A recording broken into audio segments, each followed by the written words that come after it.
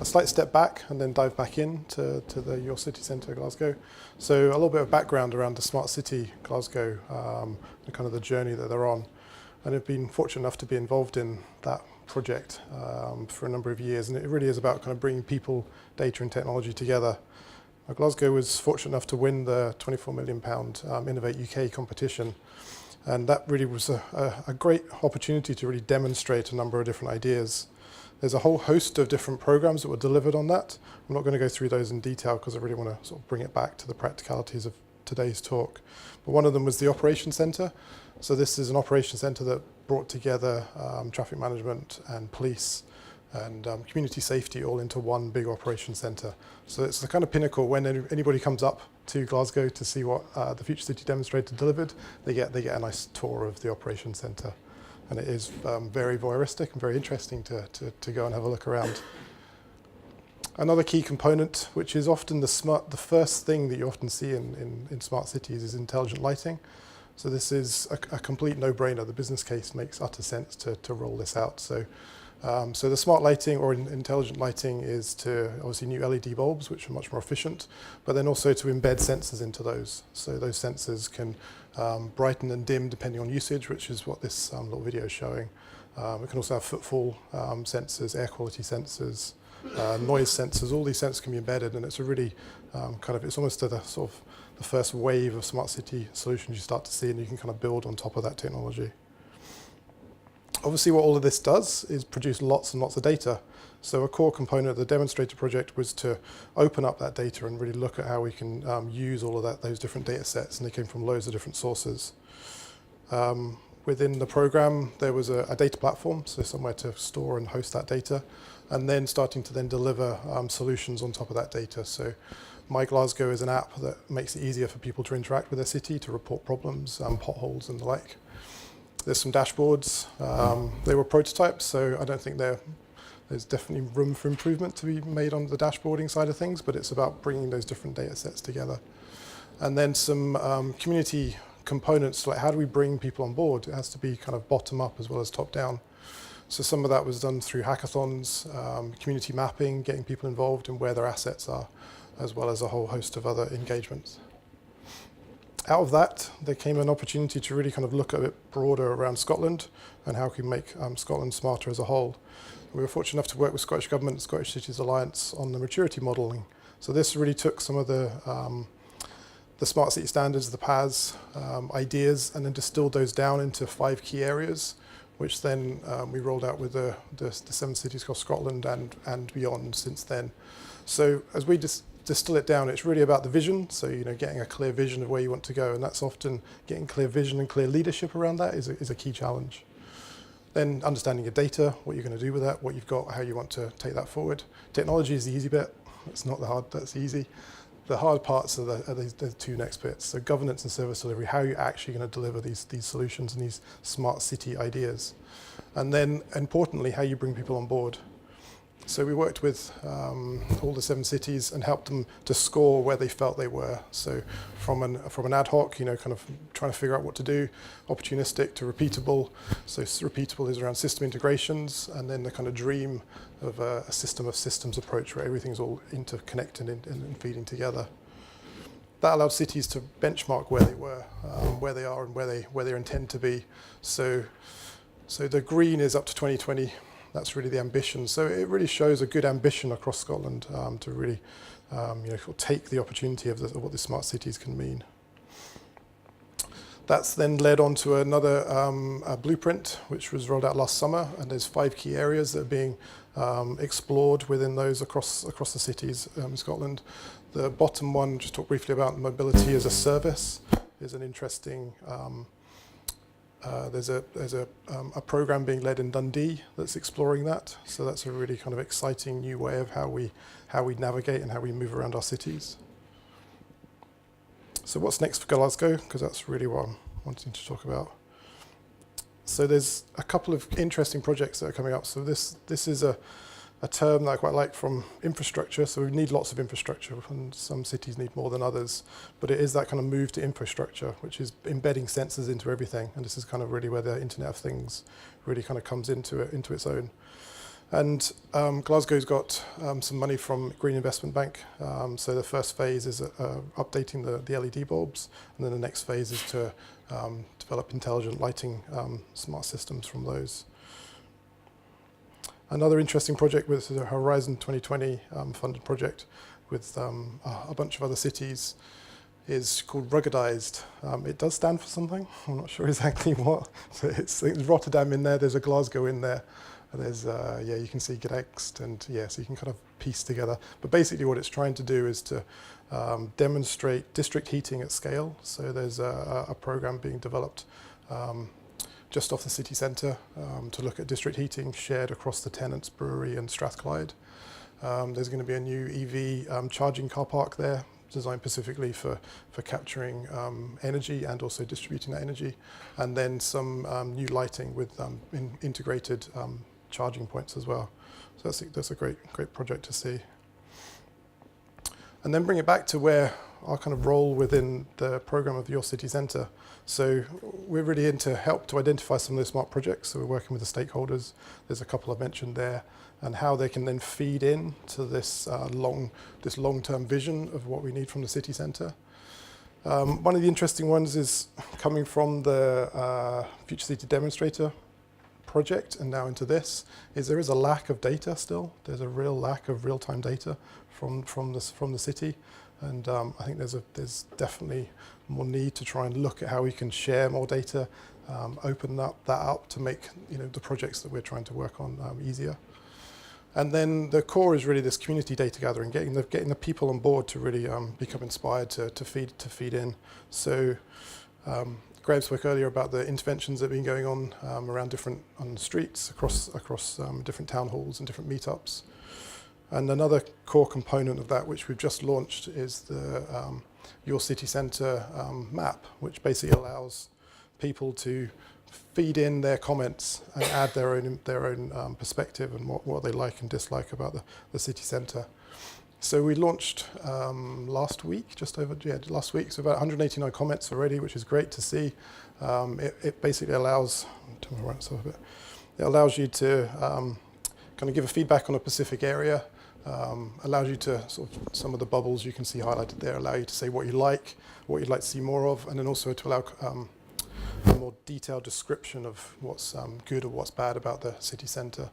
So it's been a really good tool. We've got 3 months we're running this, and we should hopefully get thousands of comments back, and then all of those ideas can then be combined and then add into the mix of the kind of small, medium, extra large projects which will be delivered as part of this program. And really the overall vision is to create a more vibrant, playful, and livable city centre, and I think that's really what's required here. Thank you very much.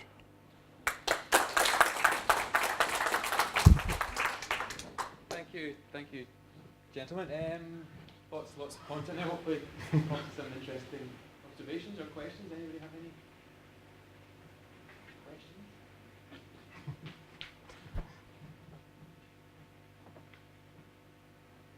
I'm curious what you think the role of standards is in this really exciting initiative. And let me just give you an example. So, early on in UBDC, one of the data managers copied lots of data from the open data portal in Glasgow, copied them and transformed them slightly by changing all the OS grid refs to WGS84, because he wanted to have a uniform coordination system. It's a very low level thing, but those details seem to make a difference. So, I mean, I think the standards are evolving, and the use of how we're going to use our data is evolving. I think Glasgow's journey was interesting, being there at the start, and the kind of the aspiration to open up and share more data was definitely there.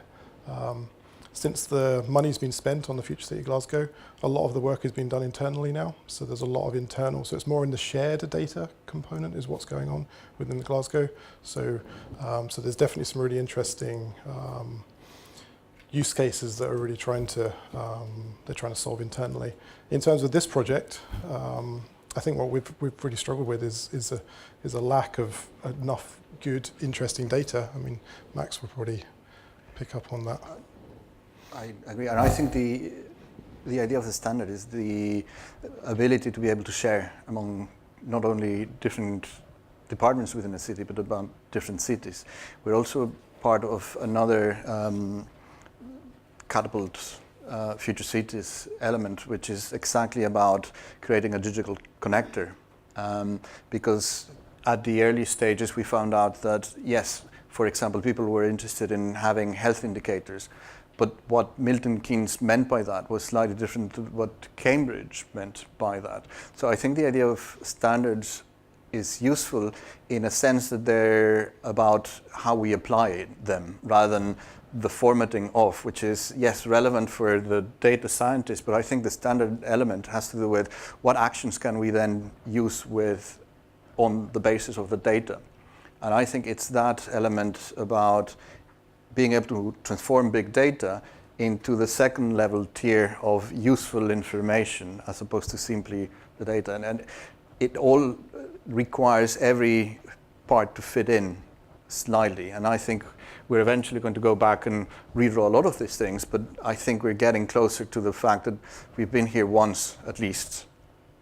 We're doing the second time around, and eventually we'll be able, through the investment in new technology and the actual ability of, yes, having big data that is useful. For us, for example, using movement data that you would assume would be now easier to collect is still not quite there yet, but I think we're very close to getting to that.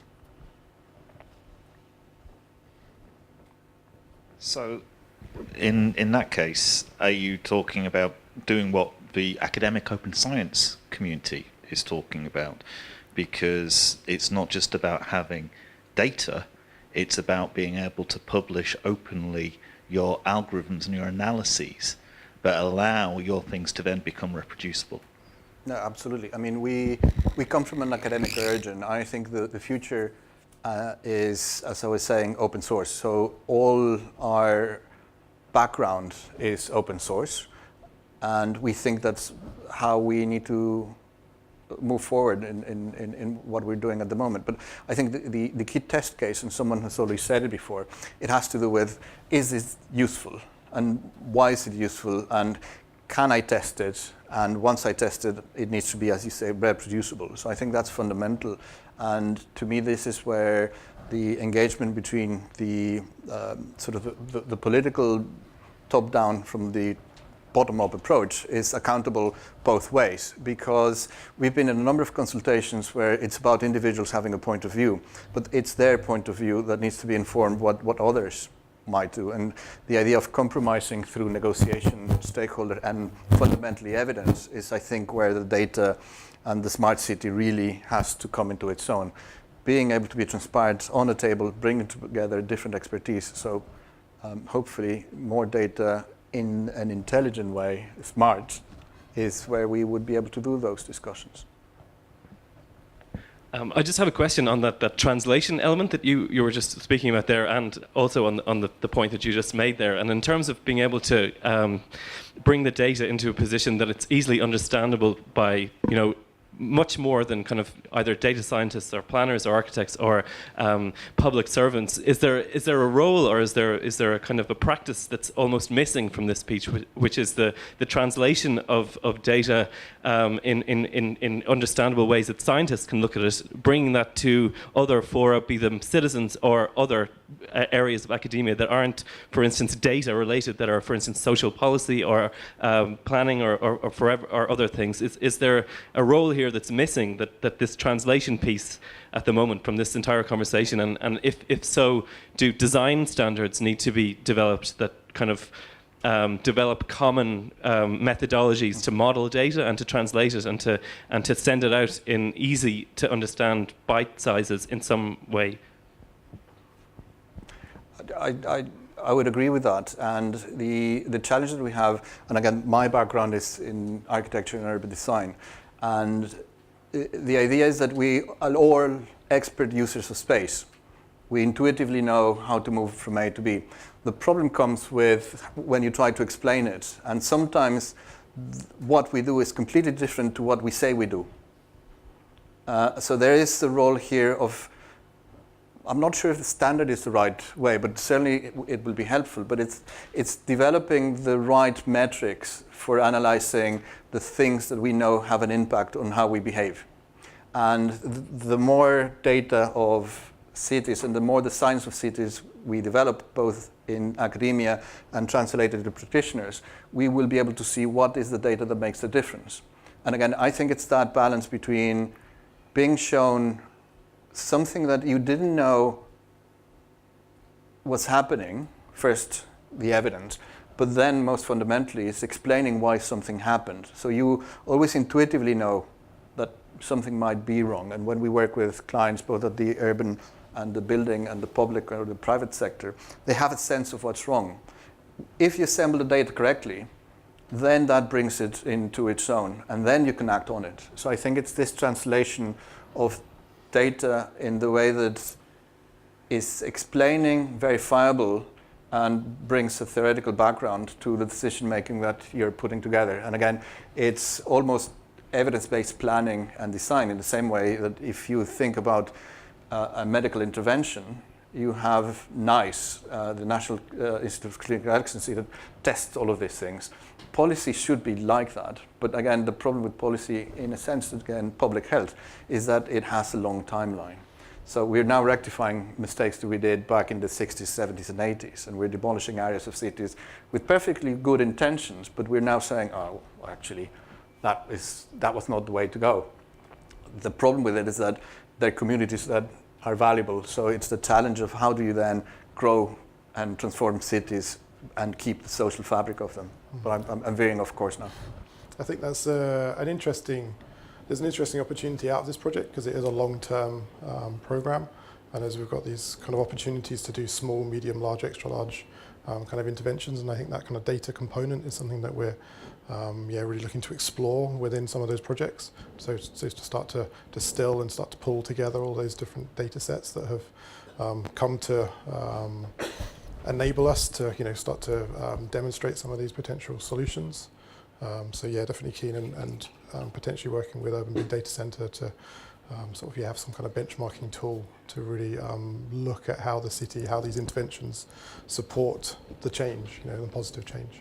And without drawing out the answer even longer, too much, and I think that the wider challenge that we always face when we're engaging with the wider population, as well as decision makers and policy makers, is making sure that the information is accessible, digestible, and easy to comprehend. So whether it's through visualising spatial plans or visualising data in a way in which allows people to engage, to comprehend, and then to pass opinion, pass judgment, and make decisions. I think that's where it really becomes fundamental. So through the process, clearly we've been trying to use different tools and techniques, working with different audiences who are more or less informed about the issues and aspects that we're trying to present. So trying to present things in a way in which are comprehensible, clear and understandable is vital. And if we can do that with big data, just as we can do with spatial planning and other aspects, then we'll be on to a good thing.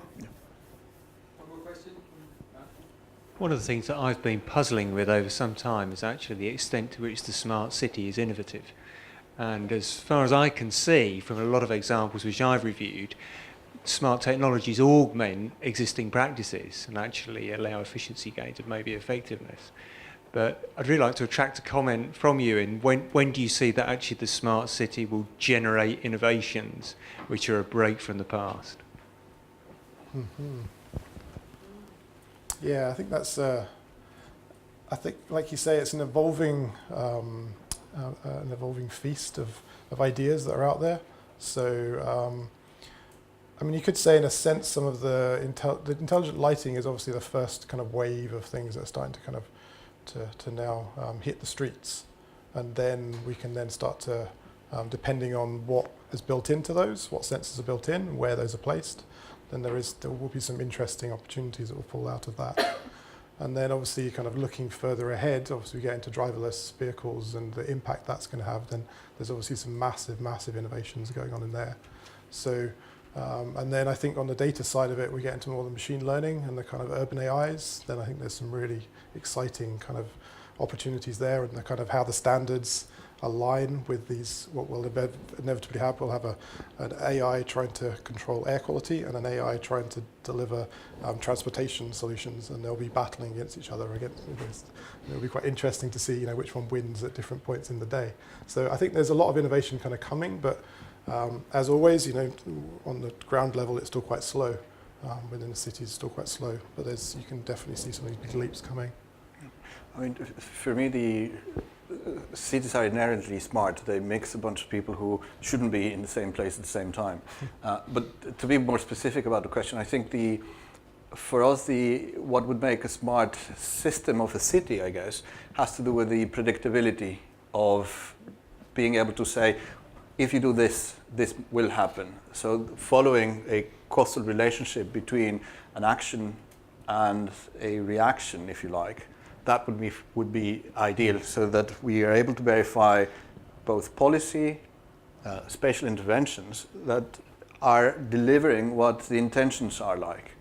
I've never come across a designer or a planner that has had ill intentions towards what they're putting together, and yet time after time we're confronted with the tragedies at the small and the big scale of not being able to do what we want to do in cities. So for me, that would be one of the main things, being able to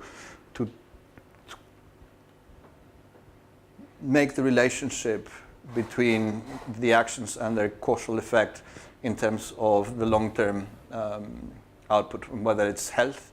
And this is where the difficulty will be, because there's different indicators. So whether we go just for one and it's quality of air, or is it something else? And I think it's a composite. So the smart city will allow us to have a composite element.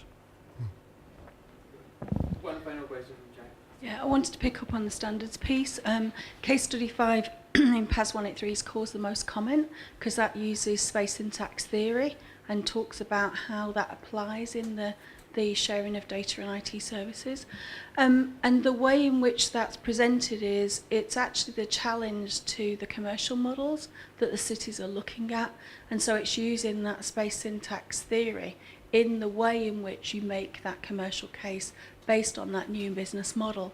So standards are tackling it, and it is on all the things I've spoken about. It's interesting that each of the cities are actually implementing that in a different way. So I think based on what you just said, what we'll end up with is a series of things that will be coalescing around a core, and then every city will have a view as to, if Brighton's a green city, then it will take its direction from that. But the space syntax theory case study 5, actually is the one that's caused most of the elected leaders to get engaged, which was a surprise. So I think it's interesting that we're starting to bring these agendas together, but standards definitely have our part to play in that. Respond or? In agreement. Thank you. Okay. Thanks very much, gentlemen. Thank you for having me. Thank you.